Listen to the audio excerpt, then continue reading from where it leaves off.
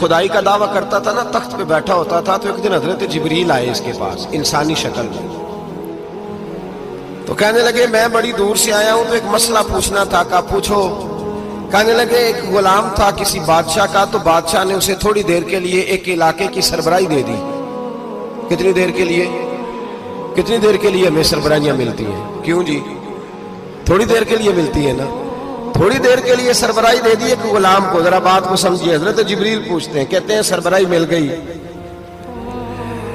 اب وہ مالک ہی بن کے بیٹھ گیا ہے، وہ بات ہی نہیں سنتا، اس کو تھوڑی دیر کے لیے بنایا تھا، وہ تو خدائی کا دعویٰ کرنے لگا ہے، آپ بتائیں اس کا انجام کیا ہونا چاہیے؟ یہ مسئلہ پوچھنے آیا ہوں۔ تو فرعون کہنے لگا اس کا انجام یہ ہے کہ اسے پانی میں غوطے دے دے کے مار دے۔ انجام کیا ہے؟ بولیے بولیے، کیا انجام ہے؟ کیا انجام ہے جی؟ پانی میں، اللہ اکبر، اپنی سزا تجویز کر رہا ہے۔ اس کی سزا کہ اسے پانی میں غوطے دے دے کے مارو ظالم کو، اسے تھوڑی دیر کے لیے بنایا تھا اور وہ چھا ہی گیا ہے، قبضہ ہی کر گیا ہے۔ حضرت جبریل کہنے لگے جی آپ لکھ کے دے دیں گے؟ کہنے لگا لاؤ لکھ دیتے ہیں۔ لکھوا لیا، جناب جبریل رکا لے کے تشریف لے گئے۔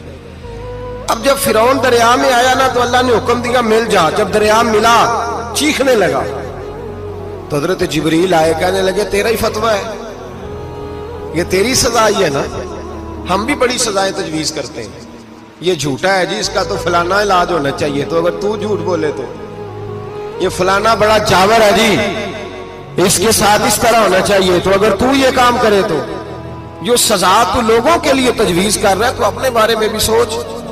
اب جب غوطے آئے نا، آخری وقت دیکھا وہ فرعون جو کہتا تھا میری مرضی سے دریا چلتا ہے، علامہ صاوی نے تفسیر صاوی میں لکھا ہے تڑپ کے رونے لگا۔ جب یہ مزاج ہے، ایک دفعہ اوپر آتا ہے آدمی جب دریا میں جاتا ہے، اوپر آیا تو چیخنے او میرے حواریو خدا کا واسطہ مجھے بچاؤ۔ کہنے لگے تو کہتا تھا میری مرضی سے چلتا ہے، بے بسی ہے، تڑپتا ہے، روتا ہے، روتا ہے، وارث شاہ مان کری نہ وارثہ دا، رب بے وارثہ کر کے مار دائی، تڑپ رہا ہے، چلا رہا ہے، کوئی مدد کو نہیں پہنچتا۔ اب جب آخری غوطہ آیا تو کہنے لگا آمنا میں رب موسیٰ و ہارون، میں موسیٰ کے رب کو بھی مان گیا، ہارون کے رب کو بھی۔ اللہ نے فرمایا نہیں، اب تیرا ماننا قابل قبول ہے، اس وقت ماننا تھا جب تجھے مہلت دی تھی، جب تو جوان تھا۔ بڑھاپا آتا ہے، بیماری آتی ہے، جوان آدمی بیماری کا شکار ہوتا ہے تو کہتا ہے یا اللہ ایک دفعہ صحیح کر دے میں ساری پڑھا کروں گا، ایک دفعہ ٹھیک کر دے میں مسجد میں رہوں گا، میں اگلے سال اعتکاف بھی کروں گا، میں ساری تراویحیں پڑھوں گا۔ تو اس وقت پڑھنی تھی جب تجھے مہلت دی تھی، اس وقت پڑھنا تھا جب اللہ نے تجھے آسانی